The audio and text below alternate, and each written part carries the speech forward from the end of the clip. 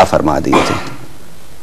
ان مناقب و فضائل کا ظہور وہ درجہ بدرجہ ہوا.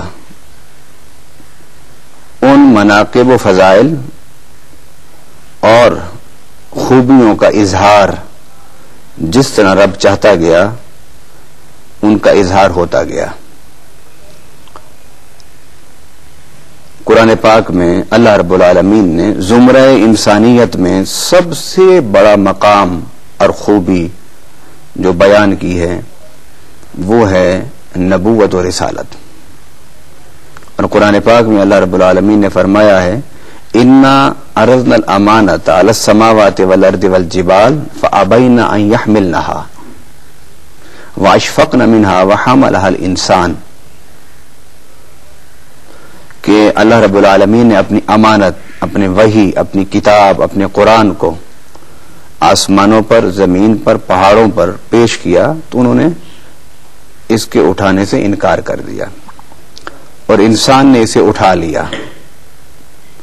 اس کی وضاحت ایک اور سورۃ رحمان میں اللہ رب العالمین نے فرمایا الرحمن علم القرآن خلق الانسان علمہ البیان، کہ رحمان نے قرآن سکھایا، خلق الانسان، انسان کامل کو تخلیق فرمایا، وعلمہ البیان، اور اسے بیان سکھا دیا.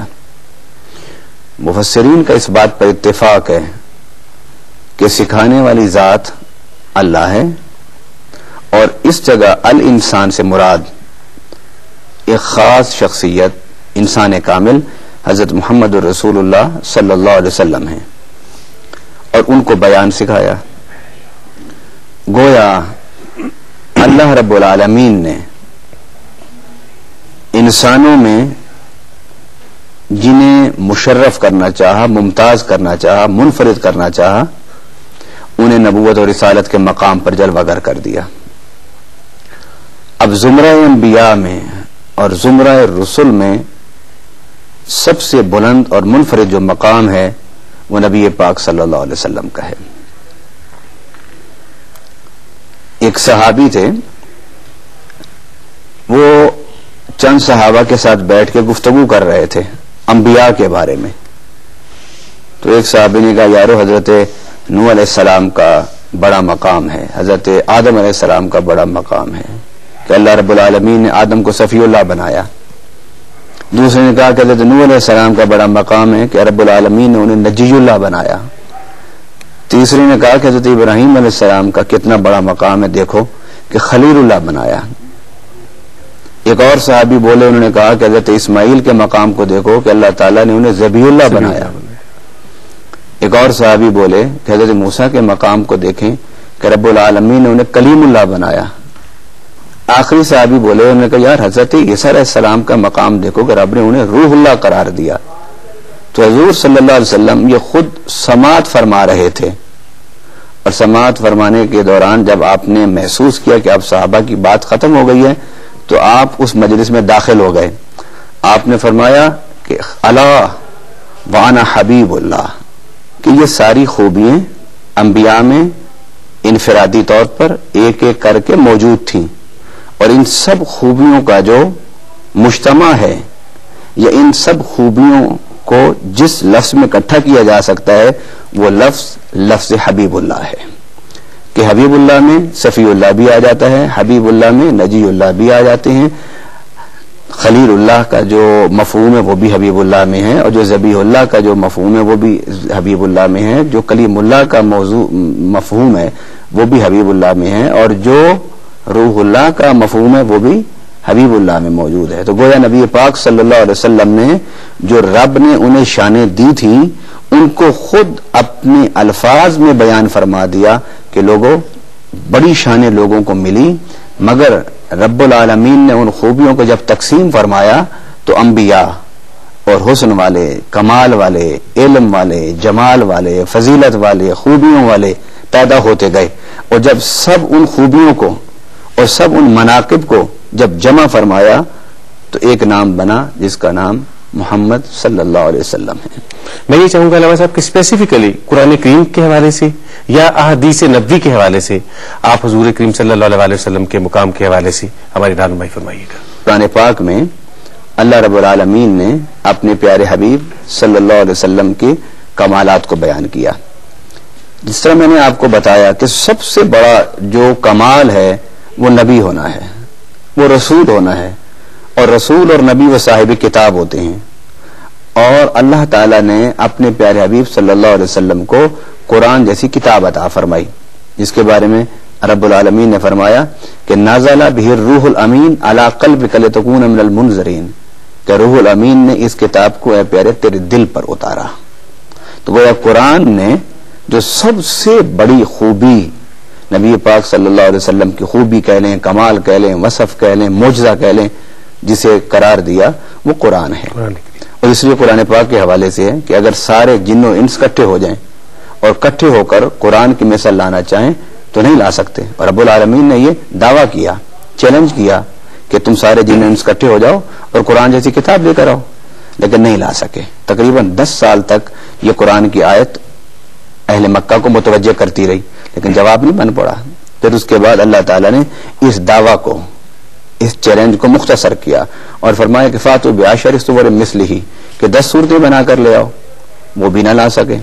پھر اس کے بعد فرمایا فاتو بسورۃ من مثلہ, قرآن جیسی ایک صورت بنا کے لے آؤ. وہ بھی نہیں لا سکے. پھر فرمایا فلیاتو بحدیث مثلہ, قرآن جیسی ایک حقیقت ہی بیان کر دو, ایک جملہ, ایک سینٹنس, ایک فقرہ کہ جس میں کوئی بڑی حقیقت بیان کی ہو, جس طرح قرآن نے اپنے الفاظ میں کائنات کی بڑی بڑی حقیقتوں کو بیان کیا ہے, تو تم بھی کوئی حقیقت بیان کر دو. یہ بھی نہیں لا سکے. اور قرآن نے یہاں کہا ہے کل ان اجتمعت الانس والجن علی ان یاتوا بمثل ھذا القرآن, کہ اس قرآن کی مثل بنا کے لے آؤ. نہیں لا سکے.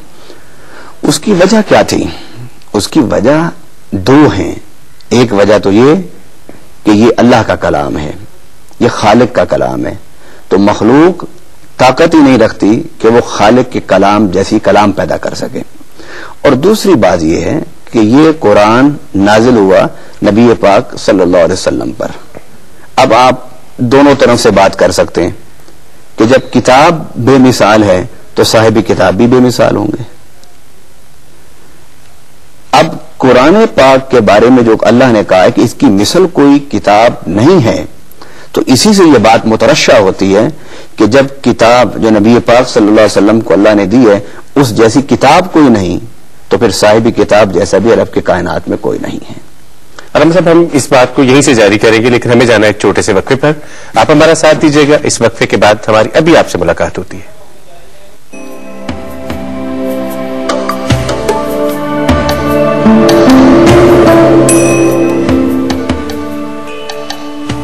آپ سب کو ایک بار پھر خوش آمدید اس پروگرام میں جس کا نام ہے اسلام اور انسان, اور آج ہم بات کر رہے ہیں مقام مصطفیٰ کے حوالے سے.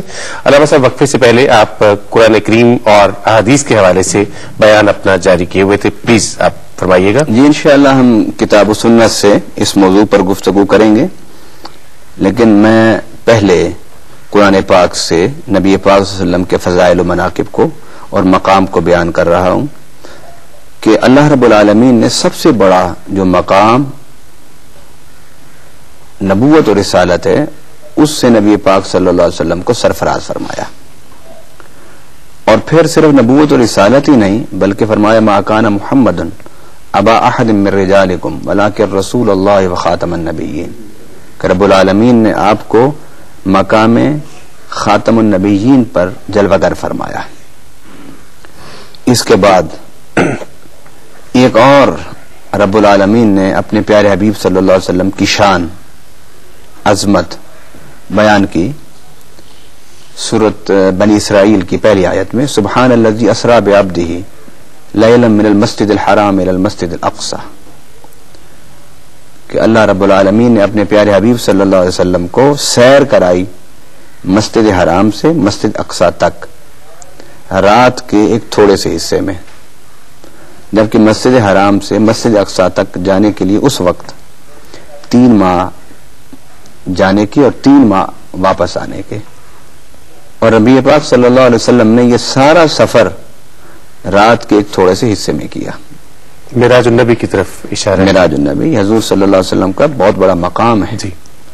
قرآن نے تو اس حد تک بیان کیا, احادیث مبارکہ میں اس سے آگے بیان ہے کہ رب العالمین نے مسجد